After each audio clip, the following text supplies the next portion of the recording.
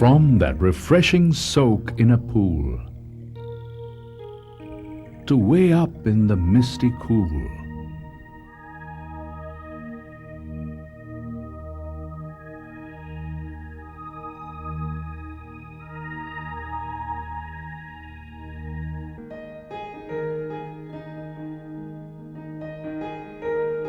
from the swell and the swish to that taste bud titillating dish,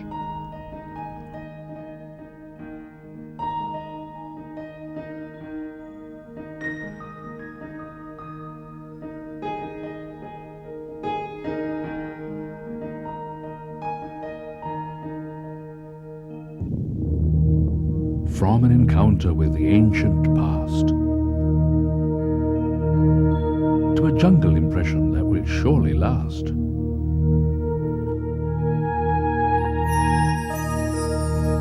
From the bedazzling sparkle of gems to diving underwater with snorkel or lens.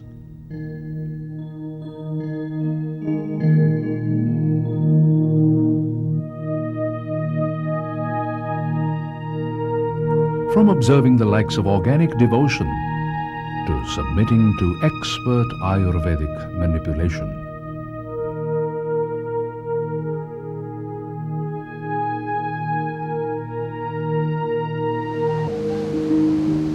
From pursuing adventure or even genteel sports to shopping for items of all sorts. From undertaking treks and walks to meeting pachyderms up close at our wildlife parks.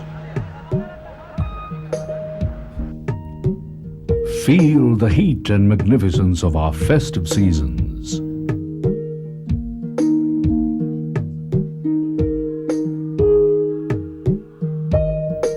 Even as you sample the piquant fragrance of spices and seasonings.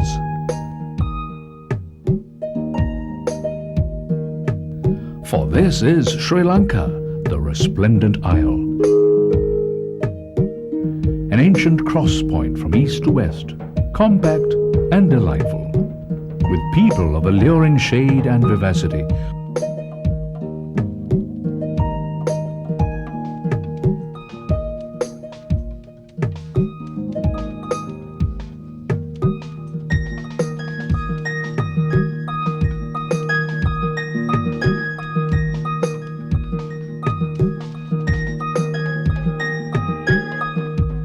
Welcoming you to a land like no other.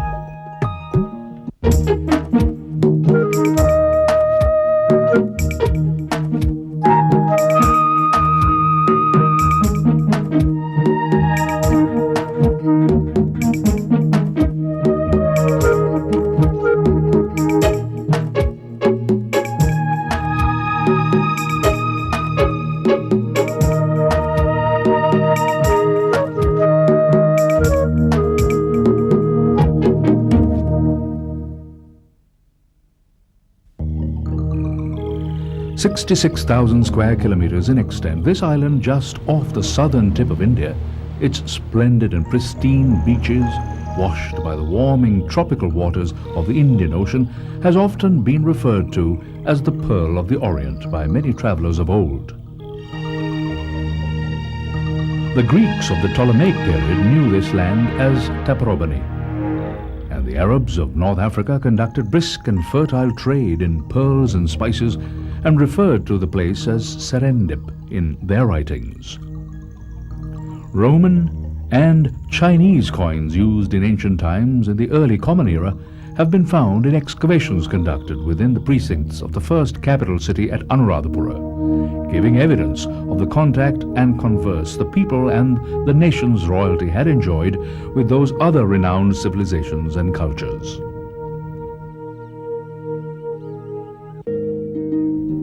For all of its splendid roots in the past, Sri Lanka also offers an eminently vibrant contemporary experience in hospitality, comfort, and entertainment.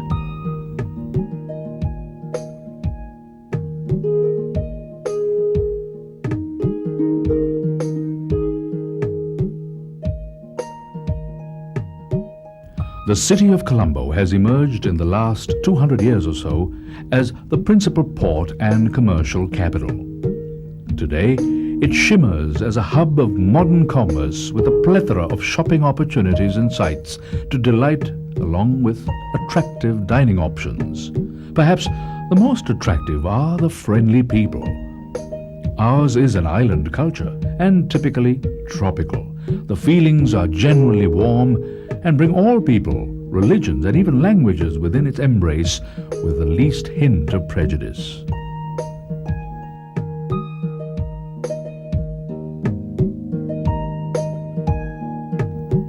Another reason the early travelers and merchants were acquainted with this island was its considerable treasure in semi-precious and precious gems, hence another name by which it was previously known, Ratnadipa, or Island of Gems.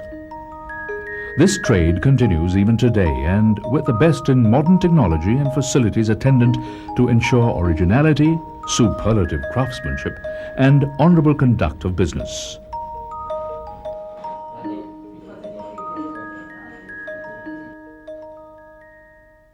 Five-star hotels and a range of other excellent accommodation serves a well-organized tourism industry in the capital, Colombo, as well as in a vast array of locations in different parts of the country, ranging from coastal resorts to places in the mountains, and in special places that offer breathtaking views of paradisaical vistas of amazing natural colors and combinations.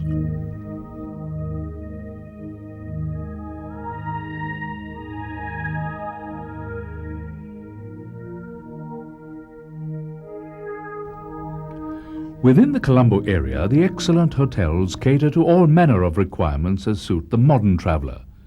Business people, especially, revel in the attention to details that support their need of pursuing commerce as well as relaxation.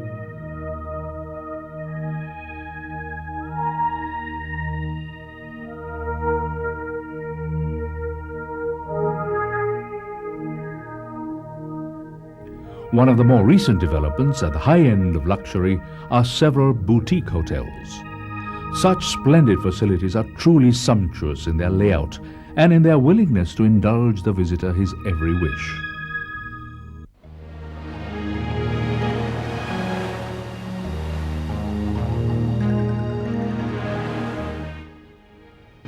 Getting about is easy in Sri Lanka, given its size, the varied climate which ranges from sizzling beachfront holidays to restful, temperate hill country climes are within reach in a few hours by road or rail, and for some it will be but a few minutes' ride by helicopter or seaplane services, which are also commonly available.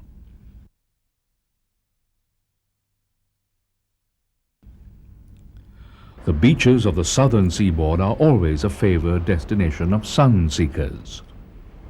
Resort hotels abound, and they are varied in their ability to cater to travelers of all sorts. Some of them, such as in places like Benthota, provide a scintillating extra of an experience with water sports.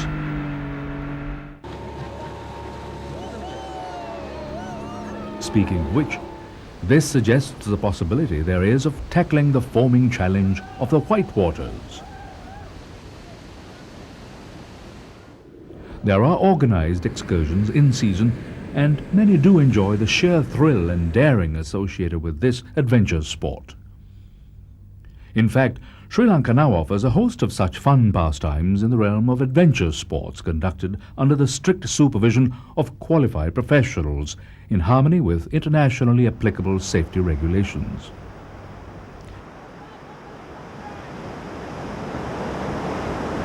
Leisurely treks and walks under the verdant forest cover suggest other tropical pleasures that are hard to match, perhaps even nights spent outdoors under the stars.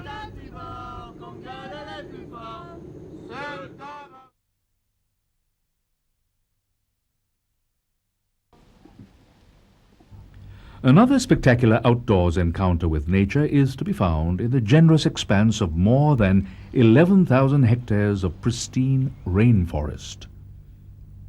This is the world-famous and now declared World Heritage Site, the Singharaja Forest Reserve, with a multiplicity of attractions in flora and fauna, and with it a biodiversity which is nothing short of breathtaking.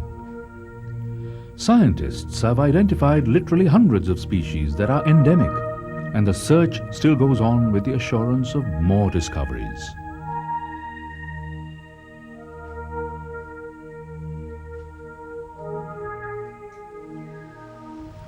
Sigiriya is also the source of many of the rivers and waterways that furnish the agroeconomy of Sri Lanka with its lifeblood.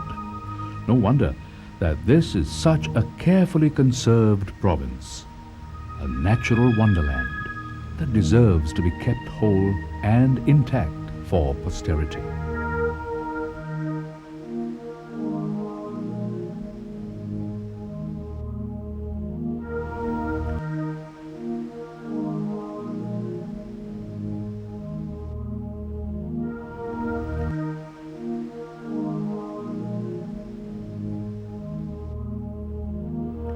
Apart from Sigiriya, Sri Lanka is also home to several wildlife parks, which too are open for tours by visitors.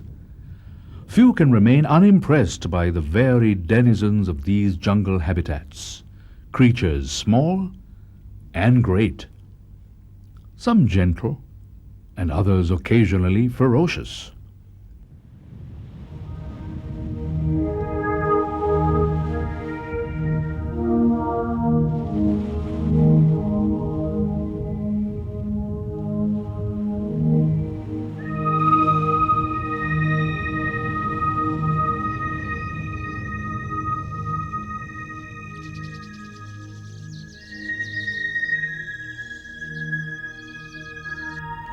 Imagine an encounter with the species of deer known as samba, which populates the montane areas, or even the somewhat more rare barking deer.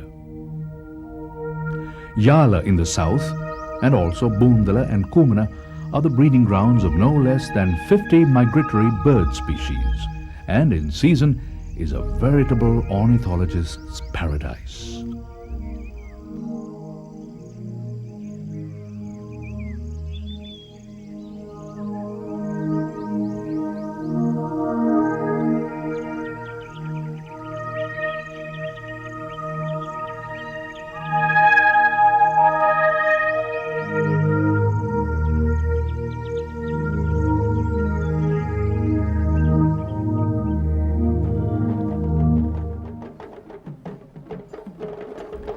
The late summer season brings visitors from near and far to view the majestic spectacle that coincides with the August full moon, the Asala Perhera in Kandy.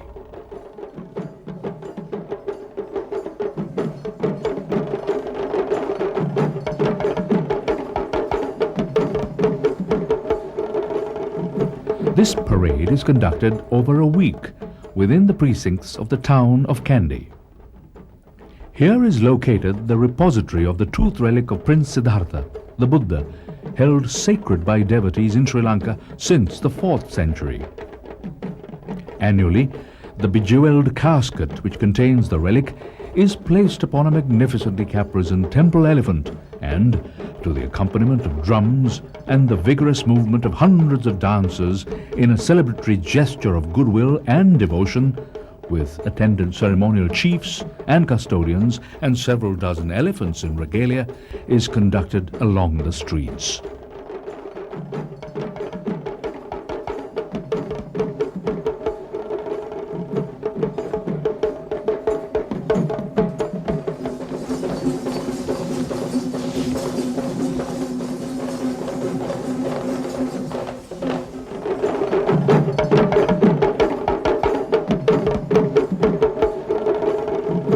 Millions watch in awe as the dazzling spectacle unfolds before their eyes.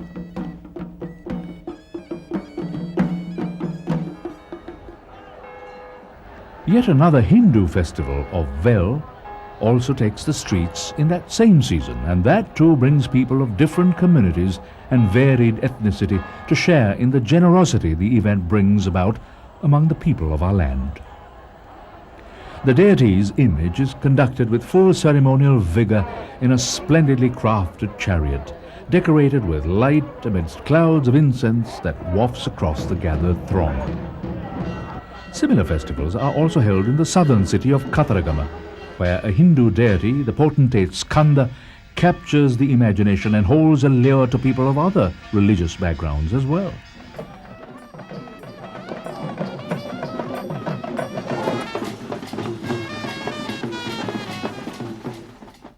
This organic acceptance of each other's faiths, customs and beliefs is a part of the tolerant nature of the island people, and this has been the way of Lanka over ages of time and circumstance.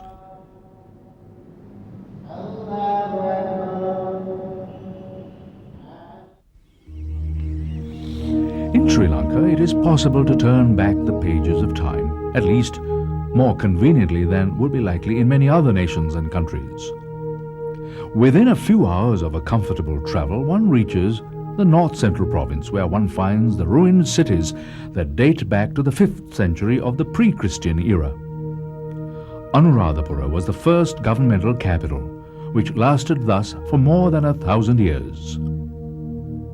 For more than 20 years now, this ancient city and others nearby have been formed in a cultural triangle and nominated by UNESCO as World Heritage Sites, and justly so. Though in ruins now, the excavations and restorations done by archaeologists of our land and those from overseas have given evidence of the complexity of the society which habited these cities. The constructions and the facilities that were wrought by architects and artisans of those ancient times, and the sophistication with which they solved their problems in engineering and design, remain a cause of wonder and delight. In that age, these tall structures that reached skyward, beautifully shaped and constructed of millions of clay bricks, were among the few tallest man-made objects on the planet, and were sharing that honor with the Great Pyramids of Egypt.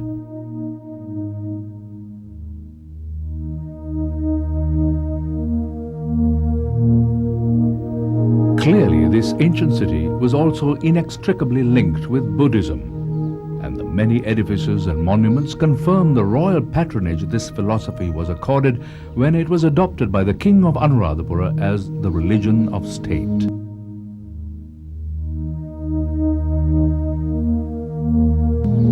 Following upon his first-person encounter with Prince Mahinda the monk, who was the son of Mauryan Emperor Ashoka. Here on this rock is where they are supposed to have met and engaged in deep philosophical dialectics.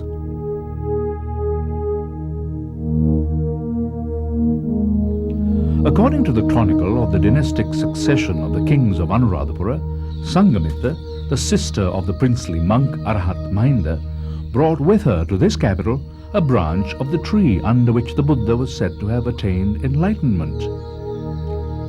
That plant, which grew to be an enormously luxuriant tree, often venerated by devotees, is the oldest historical tree on record, and may be viewed even today, still flourishing more than 2,000 years since it was first planted at the same site.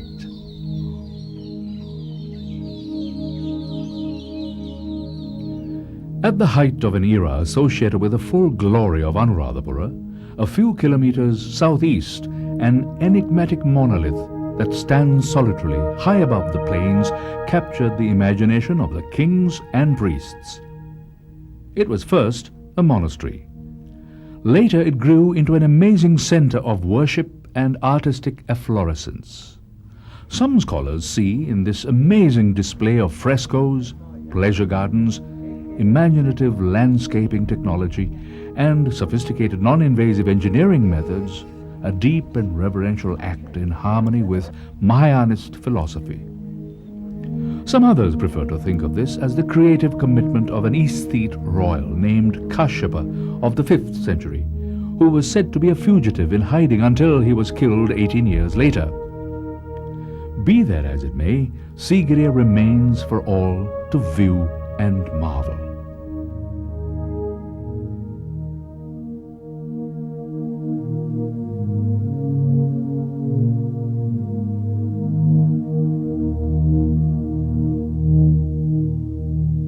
Another of the famous World Heritage Sites of UNESCO. Attempts were made to nominate this an eighth wonder of the ancient world. Archaeological work still continues apace as more and more surprises are unearthed, indicating the advanced civilization that once was able to fashion nature in so outstanding a manner, with superior knowledge of hydraulics, to enable them to make water bubble forth from hidden and unknown sources far away. Nearby is another enigmatic rock mass, Dambulla.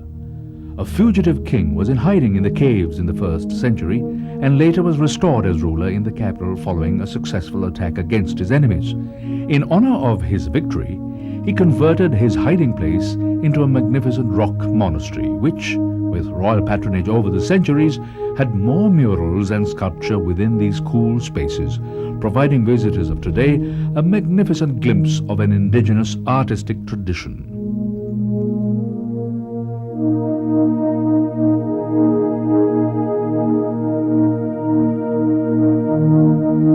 Hydraulic engineering was certainly a forte amongst these ancient artisans of Lanka. Some amazing feats were achieved in those times, such as building dams and sluice gates, with gravity as the motive force for the control of the flow.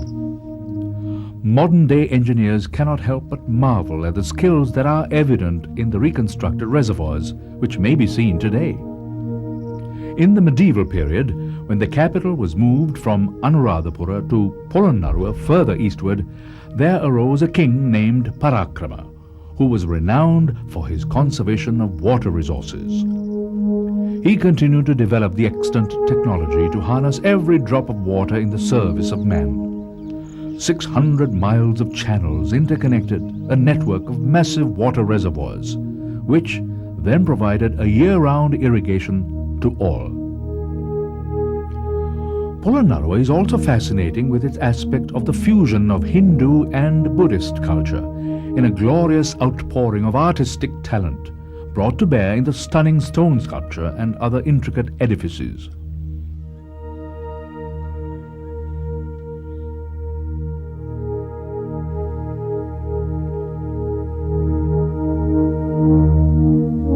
These all belong in the medieval period, from the 11th to the 13th centuries. Abundant inscriptions still extant on stones give clarity to the royal edicts referred to in historical accounts.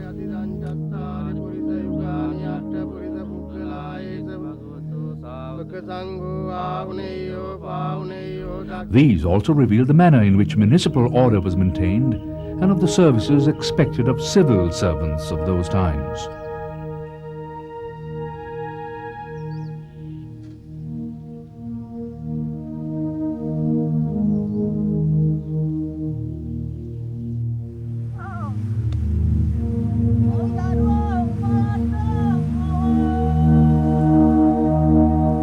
This was also a period of tremendous agricultural production and efficiency.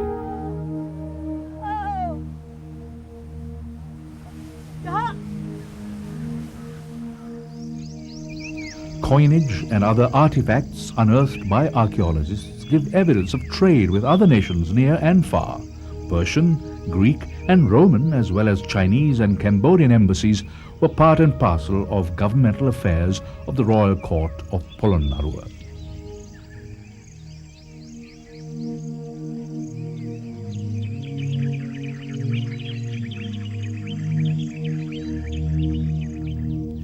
Since the island was linked with the ancient Silk Route that ended in China, many were the famous travelers of old who passed through, not least Marco Polo and the North African sailor Ibn Battuta.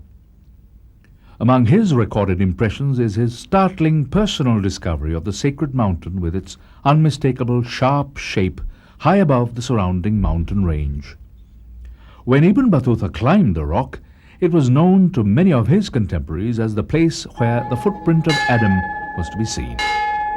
He also acknowledges that while many Muslims held that view, there were others of the people of the land who venerated the same footprint as that of the Buddha. Another example of the fusion of cultures that happens with ease in this multifaceted island. The seasonal climb is during the dry winter months of December to March. Otanin Mahagiri Dambaya Nagi Ne Otanin Mahagiri Dambaya Nagine. The definite temperate climate that prevails in the central hill country of Sri Lanka drew the attention of British colonials of the 19th century and today still offers a wonderful holiday experience. Lovers of golf are also drawn to the first-rate 18-hole golf course at Norelia. The modern variety, which is Norelia, boasts of excellent accommodation and superlative scenic attractions in the breathtaking views among the mountain ranges.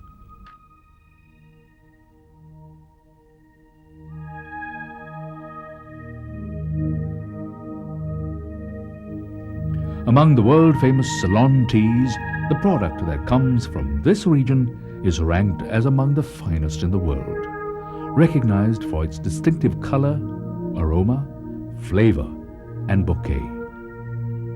Thousands of hectares of tea bushes and the factories for the exact and precise processes which bring tea in your cup greet the eye as you travel about the mountain roads.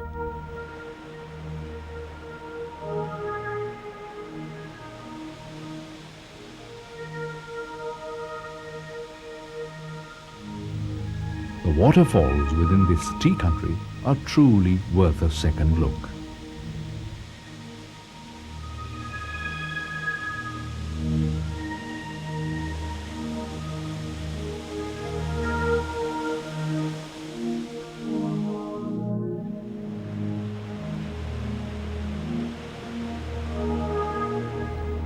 The southern city of Galle holds special attraction, for it was an ancient port which later became a bastion of European presence in Sri Lanka, marked first by the Portuguese in the 16th century, later the Dutch, and the same was true after the British administration reached island-wide in the 19th century.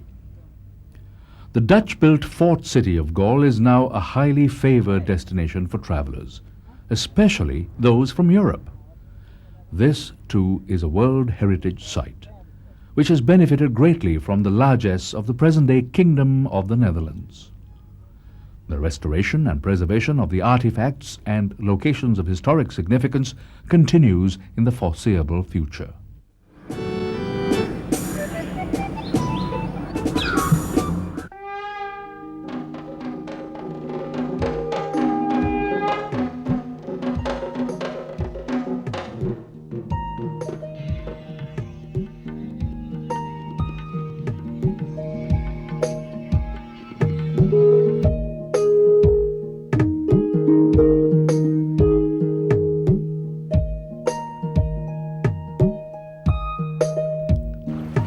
This is the most beautiful country of its size, were words written by Marco Polo. He certainly knew what of he spoke. A first-hand encounter is the best way to learn more of the special allure that defines the resplendent isle.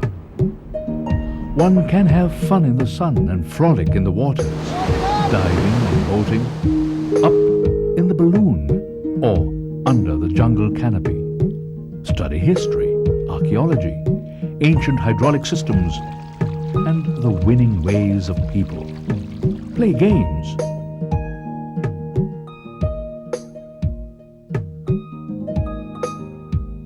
And immerse yourself in sumptuous luxury.